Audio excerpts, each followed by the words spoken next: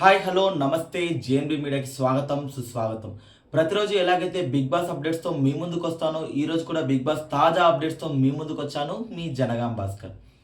ఇక big boss Monday అంటేనే nominations day. ఈ వారం నామినేషన్స్ చాలా అంటే చాలా స్పెషల్గా ఉన్నాయి. ఇంతవరకు ఏ బిగ్ బాస్లో లేని విధంగా ఈసారి బిగ్ బాస్ ప్లాన్ చేసినట్టుగా కనిపించింది. పాత కంటెస్టెంట్స్ని తీసుకొని వచ్చి, ఎలిమినేట్ అయిన వాళ్ళని తీసుకొని వచ్చి ఇక్కడ నామినేట్ చేయమని ఒక ఆప్షన్ ఇచ్చారు. వారు వాళ్ళ పర్ఫార్మెన్స్ అండ్ వాళ్ళకున్న బయట ఎక్స్పీరియన్స్ అన్నీ తీసుకొని వచ్చి ఇక్కడ ఒక్కొక్కరిని నామినేట్ చేస్తున్నట్టుగా కనిపించింది. ఈరోజు ప్రోమో వరకు అండ్ చూసుకున్నట్లయితే, ఈరోజు వరకు ఎపిసోడ్ వరకు చూసుకున్నట్లయితే బేబక్క, శేఖర్ పాషా అండ్ సోనియా వీళ్ళు ముగ్గురు నామినేషన్ చేసినట్టుగా కనిపించింది. వీళ్ళు ముగ్గురు వచ్చినట్టుగా మనకు చూపించారు. ఇక మొదటగా హౌస్లోకి ఎంటర్ అయింది సోనియా. సోనియా రాగానే ప్రతి ఒక్కరితో చాలా కలివిడిగా మాట్లాడింది, చాలా బాగా ఉన్నట్టుగా కనిపించింది. అండ్ వైల్డ్ కార్డ్స్తో రోహిణి అండ్ యష్మి, తేజతో చాలా ఫ్రెండ్లీగా ఉన్న, మీ కామెడీ టైమింగ్స్ అంటే మాకు ఇష్టము, మేము మీకు ఫ్యాన్ అది అని చెప్పి మాట్లాడడం జరిగింది. ఇక సోనియా నామినేషన్ పాయింట్ తీసుకొని కొంచెం టైం తీసుకుంది. అంటే నేను మాట్లాడాలి, కొంచెం గట్టిగా మాట్లాడడానికి నాకు అవసరం ఉంది అని చెప్పేసి, నాకు ఒక వాటర్ బాటిల్ ఇవ్వండి, నేను కొంచెం గట్టిగా మాట్లాడని చెప్పేసి అడగగానే కొంచెం యష్మి తీసుకెళ్ళి వాటర్ బాటిల్ ఇవ్వడం జరిగింది. ఆ తరువాత సోనియా మాట్లాడిన విధానం ప్రతి ఒక్క ప్రేక్షకుని టీవీ దగ్గరలో కూర్చోబెట్టేలాగా మాట్లాడింది అన్న ఫీలింగ్ అయితే కనిపించింది. ఈ మాటలు మాట్లాడుతుంటే తను నిజంగా ఎలిమినేట్ ఎలా అయ్యింది అనే భావన మాత్రం ప్రతి ఒక్క ప్రేక్షకుని కలిగింది అన్న ఫీలింగ్ అయితే ప్రతి ఒక్కరికి కనిపించింది. ఎందుకంటే సోనియా మాట్లాడే విధానం చాలా చాలా అంటే చాలా కరెక్ట్గా మాట్లాడింది. పాయింట్ టు పాయింట్ చాలా రేస్ చేసినట్టు మాట్లాడింది.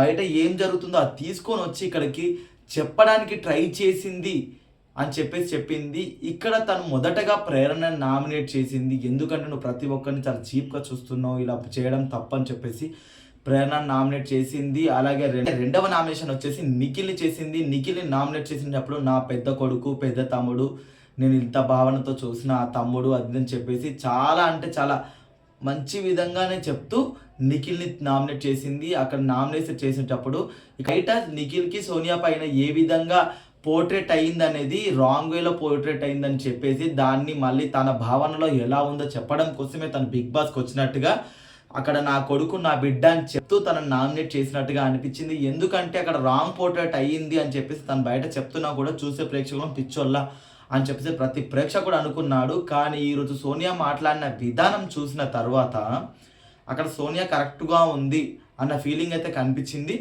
ఇక్కడ ఈ నామినేషన్ పాయింట్ తీసుకున్నప్పుడు నువ్వు ఏ డిసిషన్ ఓన్గా తీసుకోవు, మీరందరూ ఒక గ్రూప్ గేమ్గా ఆడుతున్నారు. అక్కడ యష్మి తన పాయింట్స్ నీకు చెప్పింది, నాకు ఒక డ్రీమ్ వచ్చింది, నేను ఇలా అని చెప్పినప్పుడు నీకు తన పైన ఇష్టం లేదని చెప్పేసి తను సైలెంట్గా ఉండాలి. వేరే వాళ్ళు వచ్చినప్పుడు నువ్వు తను నా వెంబడబడుతుంది, నేను నాకు అసలు ఇష్టం లేదని చెప్పాను అది అని చెప్పడం కాకుండా నువ్వు డైరెక్ట్ ఇష్టం లేదు, కొంచెం అనిపించినట్టుంది అట్లా అని చెప్పేసి అయిపోతుండే అనేది ఒకటి తీసుకొని వచ్చి ఆ టాపిక్ ఇక్కడ చెప్తే అయిపోతుండే అని చెప్పేసి అక్కడ సోనియా నామినేట్ చేసింది. ఇక్కడ తను నామినేట్ చేసినప్పుడు తను మాట్లాడే పాయింట్ టు పాయింట్, సోనియా మాట్లాడే పాయింట్ టు పాయింట్లో ప్రతిదీ కరెక్ట్గా ఉందా, అసలు నిజంగా మన బిగ్ బాస్ మళ్ళీ వెనక్కి చూడాలా, మళ్ళీ ఒక్కొక్కసారి ఒక్కొక్క ఎపిసోడ్ చూస్తూ ఉంటే అక్కడ ఏం జరిగింది అనేది కొంచెం అర్థమవుతుందేమో అని అయితే అనిపించేలాగా మాట్లాడింది అన్న ఫీలింగ్ అయితే కనిపించింది. ఇక్కడ నిజంగానే నిఖిల్ కొన్ని డెసిషన్స్ రాంగ్గా తీసుకున్నాడేమో, ఎందుకంటే ఈ ఎపిసోడ్ వరకే అనలైజ్ చేసి ఒక రివ్యూవర్గా మనం చెప్తున్నప్పుడు ఏంటంటే ఈ ఎపిసోడ్ వరకు చూసుకున్నట్లయితే సోనియా చెప్పేదంతా నిజంగానే ఉంది అన్న ఫీలింగ్ అయితే ప్రతి ఒక్కరికి అనిపిస్తుంది. ఎందుకంటే అక్కడ నిఖిల్ కూడా తన పాయింట్ని కరెక్ట్గా రేస్ చేసి చెప్పట్లేడు. ఎందుకంటే డిఫెండ్ చేసుకున్నప్పుడు తన పాయింట్కి మనం కరెక్ట్గా డిఫెండ్ చేసుకోవాలి. అక్కడ తనకు చెప్పాను కూడా, ఎందుకంటే తన తప్పు ఉందేమో అనేది కాస్త కనిపించినట్టుగా కనిపించింది. మళ్ళీ ఈ వేని నువ్వు తీసుకెళ్ళి అక్కడ రోహిణికి చెప్పావు, ఇక్కడ యష్మి మ్యాటర్ అని చెప్పేసి అక్కడ సోనియా దాన్ని ఎక్స్ప్లెయిన్ చేసింది. దానికి రోహిణి కూడా యాక్సెప్ట్ చేసినట్టుగా చెప్పింది. నిజంగా తను చెప్పాడు, కానీ ఈ విధంగా కాదు, తను నార్మల్గా చెప్పాలని చెప్పింది.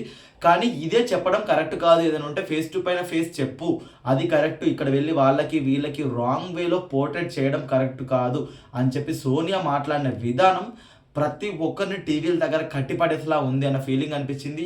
ఇలాంటి అమ్మాయినా మనం బయటికి పంపించాము అనే భావన మాత్రం కలిగింది. ఇక్కడ ఇంకోటి మాట్లాడుకోవాల్సింది ఏంటంటే వచ్చే హౌస్ మేట్స్ ప్రేరణని టార్గెట్ చేస్తున్నారు అన్న ఫీలింగ్ అయితే అనిపించింది. ఎందుకంటే పాపం ప్రేరణకి ఇక్కడ ఓజీ నుండి కానీ అక్కడ రాయల్స్ నుండి కానీ అప్పుడు కూడా సపోర్ట్ సరిగ్గా దొరకలేదు. అండ్ అలాగే వైల్డ్ కార్డ్స్ వచ్చినాక కూడా తనకు సరిగ్గా సపోర్ట్ దొరకలేదు అన్న ఫీలింగ్ అనిపించింది. 1-2 సార్లు రోహిణి అవినాష్ సపోర్ట్ చేసినప్పుడు కూడా కొంచెం ఏదో తను ఇంకా ఒంటరిగానే ఆడుతుంది. ఇక్కడ నబీల్ అండ్ ప్రేరణ వీళ్ళిద్దరు సోలోగా ఆడుతున్న ఫీలింగ్‌తో ప్రతి ఒక్కరికి ఉంటుండే.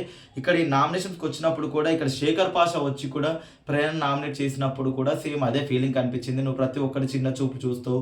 నీ పాయింట్ ఏదున్నాయి సరిగ్గా చెప్పవు అది అని చెప్పేసి అక్కడ మాట్లాడము, రూడ్‌గా బిహేవ్ చేస్తావు అని చెప్పేసి కొంచెం అనడం కూడా అది కొంచెం తప్పుగా అనిపించిందేమో అనిపించింది. ఇక బేబక్క వచ్చేసి నిఖిల్‌ని అండ్ అలాగే పృథ్వీని ఇద్దరిని నామినేట్ చేసింది. పృథ్వీ చాలా రూడ్ బిహేవియర్, నువ్వు ఇలా ఉంటావు, నువ్వు చేసిన తప్పు కాదు, పక్కన వాళ్ళు చిన్నది కూడా తప్పుగా చేసి చూపిస్తావు, వీక్ అయినప్పుడు వాళ్ళని సపోర్ట్ చేయాలి కానీ వాళ్ళని ఇంకా డిస్కరేజ్ చేస్తావు అలా అని చెప్పేసి మాట్లాడిన విధానము బేబక్క కూడా కొంచెం కరెక్ట్గా మాట్లాడిన విధానంగా కూడా అనిపించింది. కానీ కొన్ని పాయింట్స్ మాత్రం తన పర్సనల్గా తీసుకొని చెప్పిందేమో అన్న ఫీలింగ్ అనిపించింది.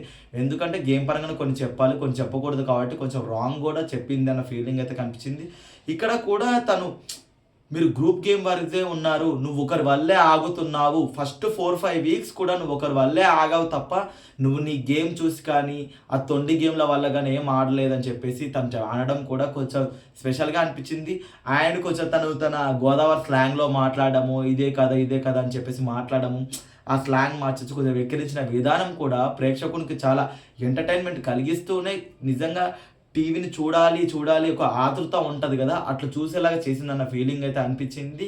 ఇక దీని తర్వాత పప్పు కుక్కర్ నామినేషన్ వచ్చినప్పుడు అప్పుడు ఫస్ట్ వీక్ నామినేషన్స్లో ముగ్గురు చీఫ్స్ ఉన్నప్పుడు యష్మి, నైనిక, నిఖిల్ వీళ్ళు ముగ్గురు ఉన్నప్పుడు అప్పుడు నామినేషన్ది ఫస్ట్ ఎలా వచ్చిందంటే ఇక్కడ చీఫ్స్ డిసైడ్ చేయాలి, వేరే వాళ్ళు నామినేట్ చేసినప్పుడు ఎవరిది కరెక్ట్ ఉంటే వాళ్ళని నామినేట్ చేయాలి, ఒకరిని సేవ్ చేసే ఆప్షన్ ఉన్నప్పుడు నిఖిల్ నువ్వు నన్ను సేవ్ చేయలేవు, ఎందుకంటే పప్పు కుక్కర్ అనేది న్యాచురల్ డిఫెక్ట్, అది నా డిఫెక్ట్ కాదు, అది నీకు తెలిసి కూడా నువ్వు సేవ్ చేయలేవు, ఎందుకంటే నేను నీకు ట్రస్ట్ ఇచ్చాను, నేను నీతోనే ఎక్కువ క్లోజ్ ఉన్నాను వచ్చినప్పుడు, కానీ నువ్వు నన్ను సేవ్ చేయడానికి ముందుకు కూడా రాలేదు. సో యష్మికి అక్కడ వాళ్ళ టాపిక్ తెలియదు, వాళ్ళ గొడవ తెలియదు కాబట్టి నన్ను తను నామినేట్ చేసింది, నేను దాన్ని యాక్సెప్ట్ చేస్తాను, కానీ నువ్వు చేసింది అయితే నేను యాక్సెప్ట్ చేయలేను, ఎందుకంటే నాకు అది బాధ అనిపించలేదు. యష్మి నన్ను ఇప్పటికీ నామినేట్ చేసిన విధానం అయితే నాకు ఇప్పటికీ బాధ అనిపించలేదు, కానీ నువ్వు చేసింది మాత్రం చాలా బాధ అనిపించింది. నీకు సేవ్ చేసే ఆప్షన్ ఉంది, అది నా డిఫెక్ట్ కాదు, న్యాచురల్ డిఫెక్ట్. అక్కడ పప్పు కుక్క డిఫెక్ట్ అయినప్పుడు కూడా నీకు తెలిసి కూడా నువ్వు నన్ను సేవ్ చేయడానికి కొంచెం కూడా ముందుకు రాలేదు చూడు, అది బాధ అనిపించింది అని చెప్పేసి నిఖిల్ నామినేట్ చేసింది. ఇక ఇప్పుడు శేఖర్ పాషా వచ్చేసి ప్రేరణని నువ్వు కన్నింగ్ అని చెప్పేసి నువ్వు నామినేట్ చేస్తున్నాడు. అండ్ ప్రతి ఒక్కరు చిన్న చూపు చూస్తావు, ఏదైనా తప్పు ఉన్నప్పుడు కూడా లేనప్పుడు కూడా ప్రతి దానికి అరుస్తున్నావు, నీకెందుకు ఇలా అరవడం అది అని చెప్పేసి అక్కడ ప్రేరణని నామినేట్ చేసినట్టుగా అనిపించింది. ఇక ప్రేరణ తర్వాత యష్మిని కూడా నామినేట్ చేసినట్టుగా అనిపించింది. ఒక్కొక్కరిని నువ్వు మ్యానిపులేట్ చేస్తున్నావు, నువ్వు నీ గేమ్ని నువ్వు ఆడుకోకుండా వాళ్ళ డిసిషన్ కూడా నువ్వే తీసుకొని వాళ్ళని ఇదే డిసిషన్ తీసుకునేలాగా చేస్తున్నావు అని చెప్పేసి యష్మిని నామినేట్ చేయడము. ఇక్కడ మీరు ముగ్గురు కలిసి గ్రూప్ గేమ్ ఆడుతున్నారని చెప్పేసి కూడా శేఖర్ భాష అనడం కూడా కొంచెం టీవీకి టీఆర్పీ రేటింగ్ పెరిగేలా ఉండేలాగా అనిపించింది. ఎందుకంటే ఇక్కడ శేఖర్ పాషా మాట్లాడిన విధానం కూడా ప్రతి ఒక్కరిని కట్టిపడేసేలాగా ఉంది. ఇక్కడ ఏం మాట్లాడుకున్నా కూడా మీరు ముగ్గురే డిసిషన్ తీసుకుంటున్నారు, నిఖిల్, పృథ్వీ, యష్మి అని చెప్పేసి అక్కడ చూపించిన విధానం కూడా ప్రేక్షకుడిని అక్కడ టీవీ ముందే కూర్చునిలా చేసిందని చెప్పేసి అనిపించింది. ఇంకా ఏ కంటెస్టెంట్స్ వస్తారు, ఎవరిని నామినేట్ చేస్తారు అని చెప్పేసి ప్రతి ఒక్కరు ఆలోచిస్తున్నారు. ఎందుకంటే వచ్చిన వాళ్ళందరూ ఓల్డ్ కంటెస్టెంట్స్ని నామినేట్ చేస్తున్నారు, వాళ్ళు నామినేట్ చేయట్లేదు అని చెప్పేసి ప్రతి ఒక్కరికి అనిపిస్తుంది. కానీ ఎందుకంటే ఇక్కడ వీళ్ళని టీమ్గా సెపరేట్ చేశారు అండ్ ఒక్కొక్కరు వస్తున్నారు. సో నెక్స్ట్ రాయల్స్ క్లాన్స్ వచ్చిన వాళ్ళు అంటే వైల్డ్ కార్డ్స్ని చేస్తారేమో అన్న ఫీలింగ్ అయితే ప్రతి ఒక్కరికి అనిపించింది. సో ఇంకెవరు వస్తారు, ఎవరిని నామినేట్ చేస్తారని చెప్పేసి ప్రతి ఒక్కరు ఆతృతతో చూస్తున్నారు. సో ఇలానే మరికొన్ని తాజా అప్డేట్స్తో మళ్ళీ మీ ముందుకు వస్తూనే ఉంటాను. చూస్తూనే ఉండండి. JNB media. Keep signing off.